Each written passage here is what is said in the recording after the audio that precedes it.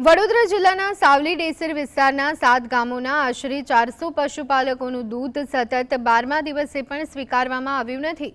રાણિયા દૂધ મંડળીમાં દૂધ ભરવાનું બંધ રહેતા પશુપાલકોની રોજીરોટી પર ગંભીર સંકટ ઊભું થયું છે।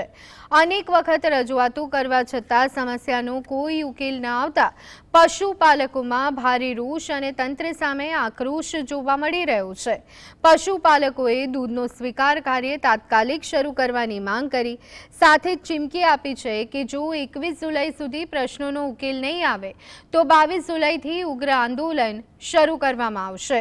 સમગ્ર મામલે હવે તંત્ર શું નિર્ણય લે છે તેના પર સૌ કોઈની નજર છે।